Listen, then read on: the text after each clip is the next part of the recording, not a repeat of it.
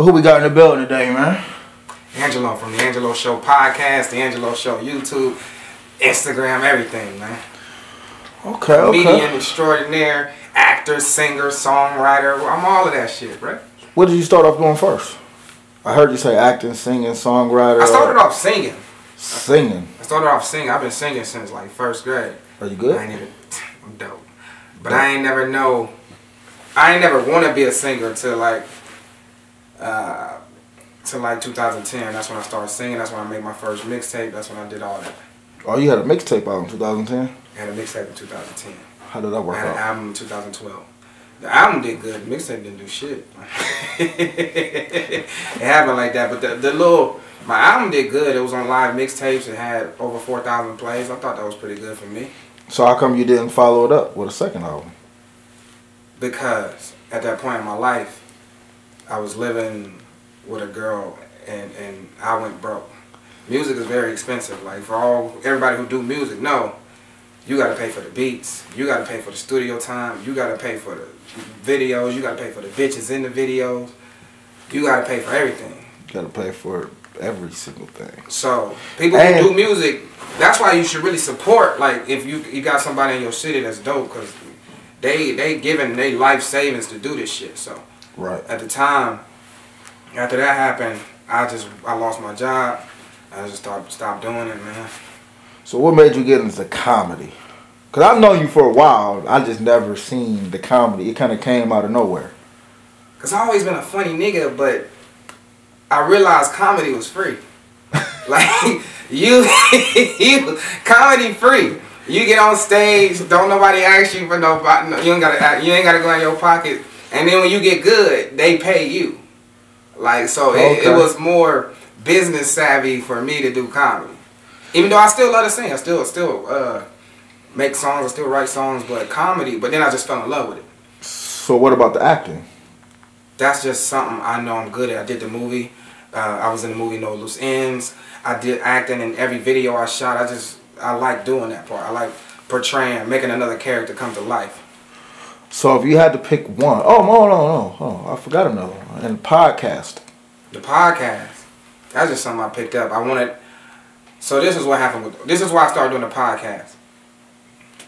I wasn't able to get on stage as much for a little while, but I still wanted to be funny. I still wanted another outlet where I can be a comedian.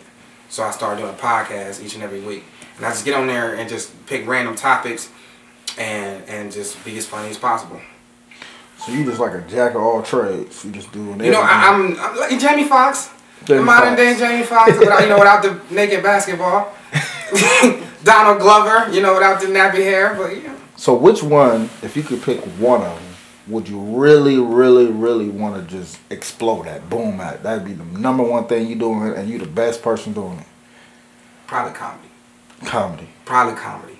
Singing is saying what the fuck in my ear right now, but probably comedy, man. It's something about that reaction, like when you tell a joke and motherfuckers, everybody in the room dying, and it come right back to you right there. It's instant gratification. Have you ever been on stage and you told a joke and nobody got it? Yeah, that shit feel like when you approach a bitch and she say, "Nigga, boy, bye."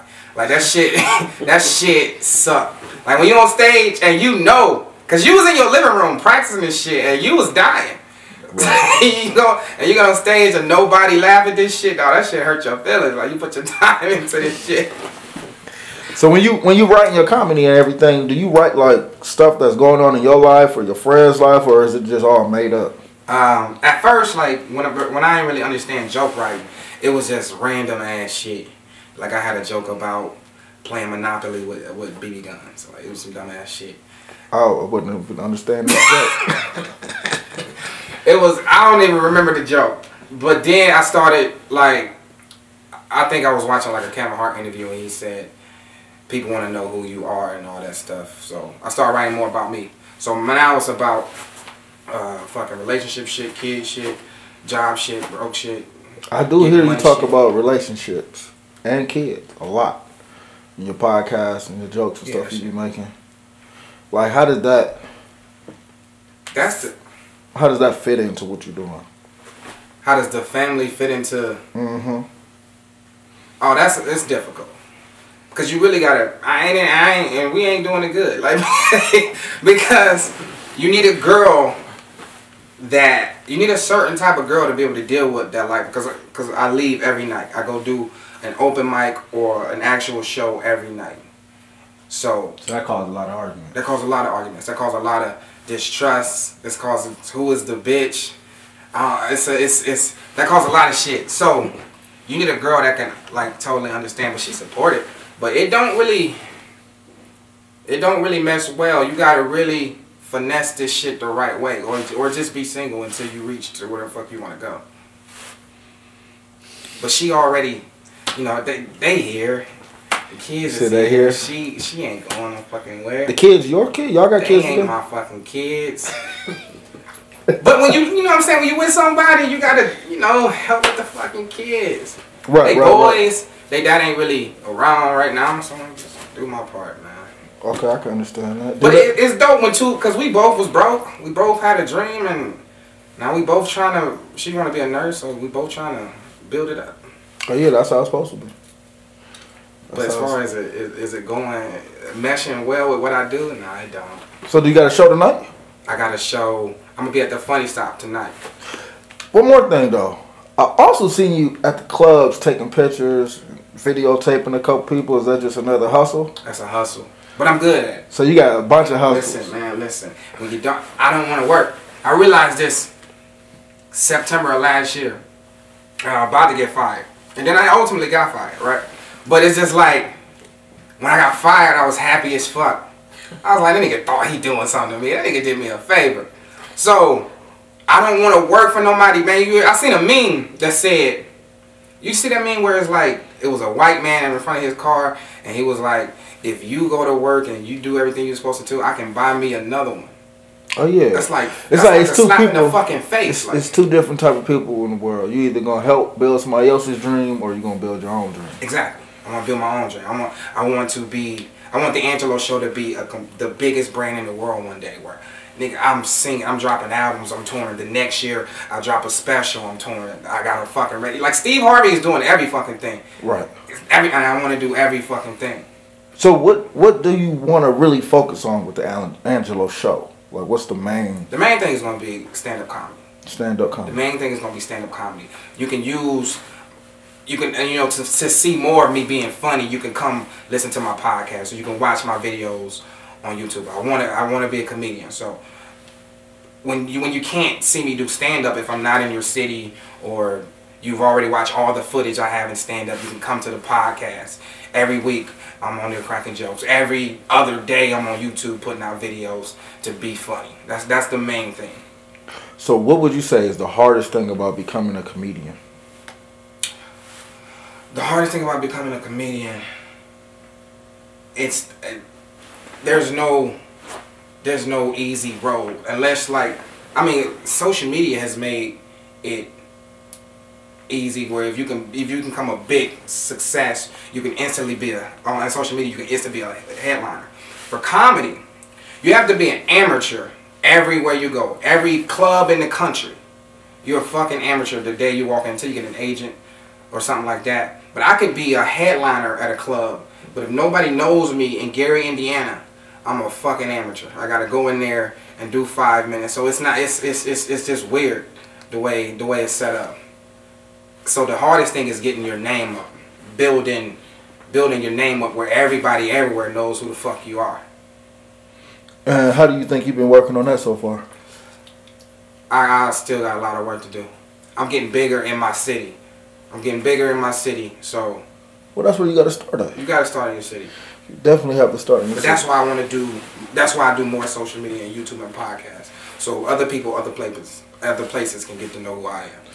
So what type of comedian are you, man? Are you the one that just get up there and crack on everybody in the audience, or is you like the one that actually have a set? I got a set. You got a set. I got a set. Like if motherfuckers, I'm reactionary. So if somebody says something, I can tear their ass up. Or I can look at you and roast the shit out you. But I didn't go there for that because I'm trying to build an hour of material, of solid material. So when I go up there, I'm actually doing the shit I wrote. So you want to build a whole hour of material. How long does that take to prepare for it, right?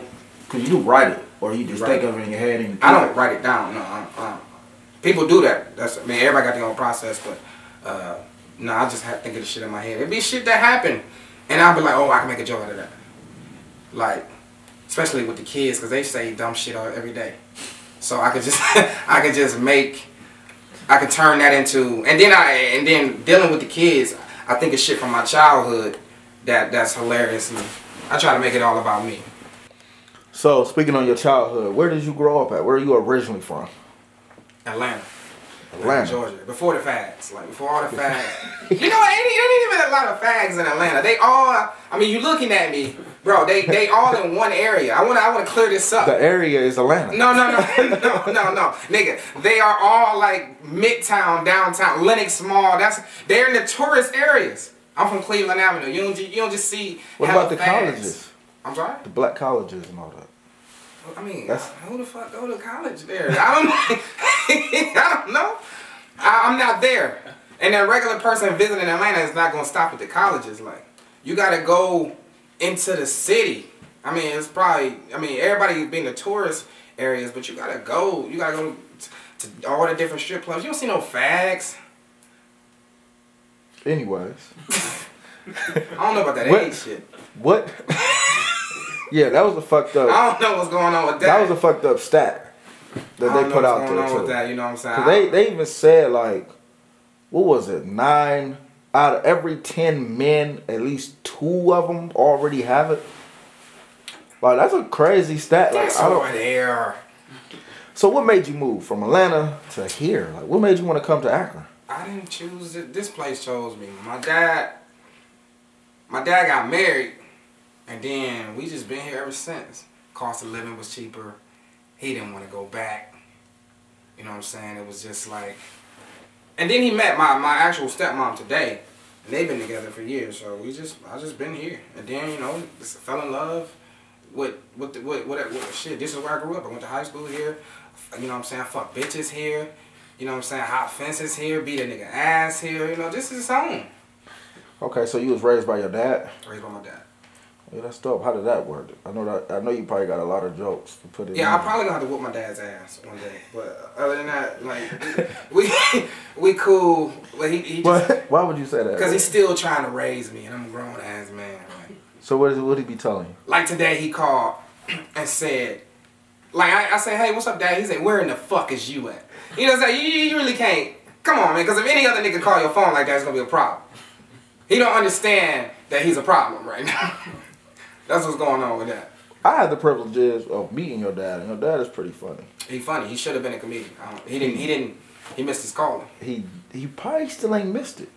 Cause the older, hey, ain't no age limit on being. It ain't. He funny as fuck. He really. He got natural. That. But he not a dream chaser. He a southern. Oh nigga, you gotta go to work. That nigga asked me like, what's wrong with going to work for a living? And I said, you know what, we don't see eye to eye. That's right. So he one of them niggas. Man. So he old school. He old school as fuck. Keep getting his hands dirty, work hard your whole life, and then die. I don't understand the logic. He never wanted to move up. Never wanted to be a manager. Never wanted to do that, nigga. I'm just working this factory, and that's just it. But I love him to death, man. That's what he chose to do. I choose to chase my dream. Okay. Now, I'm looking you up, and I also see that you used to be a high school track runner. And you was pretty good at that. No, I still got him. You still got him? I don't used to. Like, I can still get out there, do what the fuck I gotta do. I can still fuck with them niggas, man. I was nice. So what happened with that? I chose football. I went to college to play football. Okay. And then what happened? I got hurt. Had to have surgery on all this shit. I got plates and screws on all my ankles. But then I felt like I still had it, right? I felt like I was still that nigga. So I transferred to Kent. I said, you know what, I'm going to walk on. They can't deny me. I'm Angelo. Who the fuck gonna fuck with me? I run all these motherfuckers over, right? But it was more business when it's D1. It was more, because they told me, like, bro, we got 5 running backs on scholarship and we got 8 running backs altogether. I said, but y'all don't got me, though. And they weren't trying to hear what the fuck I was saying. So that was it. So you got anything else you want to add to this? Listen, man, make sure y'all check out the podcast each and every Tuesday, the Angelo Show podcast. Subscribe to my YouTube, The Angelo Show. I'm posting skits, I'm posting music, I'm posting songs, I'm posting me just talking shit on every topic that comes about. Follow my Instagram, I'm doing skits on there, just talking shit on there. Everything that it is, my name is The Angelo Show. Come laugh your asses off.